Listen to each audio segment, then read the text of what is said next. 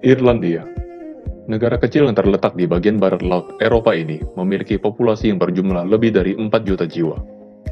Sempat mengalami krisis pada tahun 2008, anggota dari Uni Eropa ini melakukan beberapa langkah reformasi di bidang politik, di antaranya pemotongan upah sektor publik dan restrukturisasi sektor perbankan yang dimana hal tersebut membuat ekonomi negara tersebut pulih, bahkan makin tumbuh dengan pesat. Selain itu, tingkat pengangguran di negara ini termasuk yang paling rendah. Pendapatan negara ini sebagian besar didapatkan dari kegiatan keuangan dari perusahaan multinasional yang beroperasi di Irlandia. Dengan memiliki peraturan yang efisien dan tingkat pajak yang rendah, membuat pihak asing banyak berinvestasi di negara ini. Irlandia mempunyai pendapatan per kapita sebesar 69.374 US dollar.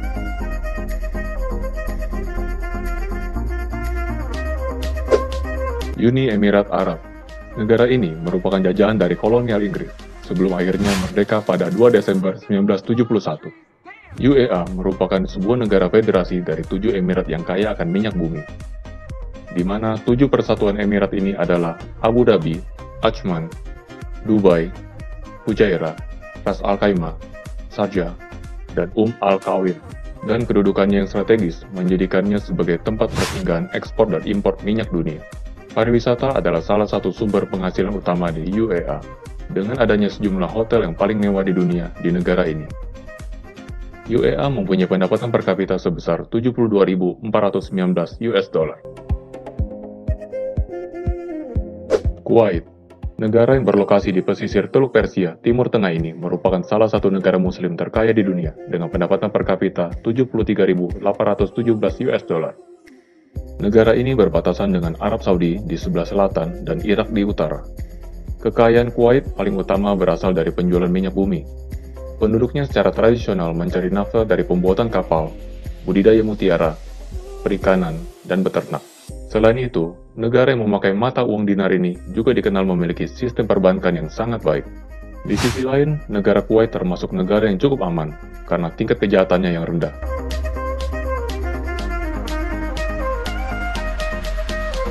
Brunei Darussalam. Ekspor minyak mentah dan gas bumi merupakan sumber pendapatan dan menjadi penyumbang terbesar bagi Brunei Darussalam, yang memiliki pendapatan per kapita sebesar 79.710 US dollar.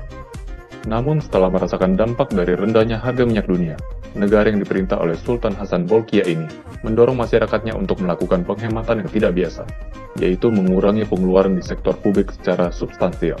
Semua warga negara Brunei juga mendapatkan layanan kesehatan dan pendidikan yang gratis, dan mendapatkan bantuan pangan dan rumah. Karena kurangnya transportasi umum, pajak yang rendah, dan bahan bakar yang murah, Brunei adalah salah satu negara dengan tingkat kepemilikan kendaraan bermotor yang tertinggi.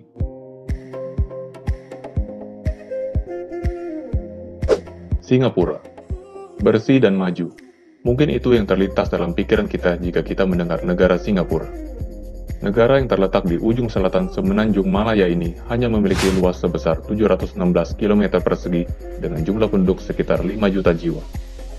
Economist Intelligence Unit dalam Indeks Kualitas Hidup menempatkan Singapura pada peringkat 1 kualitas hidup terbaik di Asia. Sebagai salah satu pusat keuangan dan pusat perdagangan penting di kawasan Asia, letaknya yang strategis menjadikan negara ini menjadi salah satu kawasan transit tersibuk di dunia. Pendapatan negara ini berasal dari pengolahan bahan impor dan ekspor, terutama pada industri manufacturing. Walaupun Singapura termasuk negara dengan biaya hidup termahal di dunia, sangat banyak wisatawan yang datang berkunjung untuk menikmati kenyamanan dan kebersihan dari negara ini.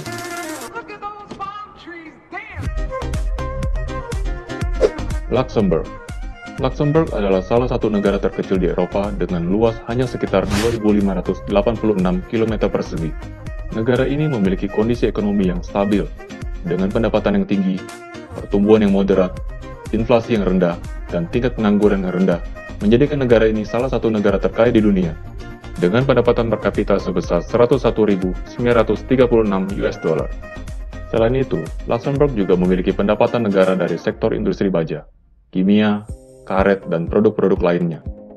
Industri agrikultur di Luxembourg berasal dari pertanian yang dimiliki oleh keluarga para petani.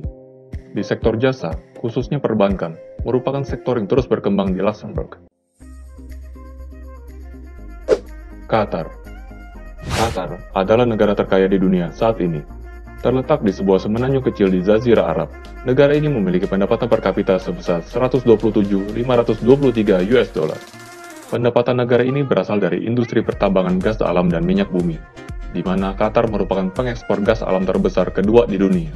Dan untuk mengurangi ketergantungan terhadap sumber daya alam, Qatar menguatkan diri menjadi produsen di sektor jasa, yaitu salah satunya adalah Qatar Airways, yang selalu masuk jajaran maskapai penerbangan terbaik di dunia. Kemudian ada Ooredoo, salah satu perusahaan telekomunikasi milik Qatar dengan jumlah pelanggan mencapai 114 juta di 10 negara. Dan juga bisnis media mereka, Al Jazeera dan beIN Sport, yang sangat berkembang dengan pesat. Menurut Global Peace Index, Qatar termasuk salah satu dari 30 negara paling aman di dunia.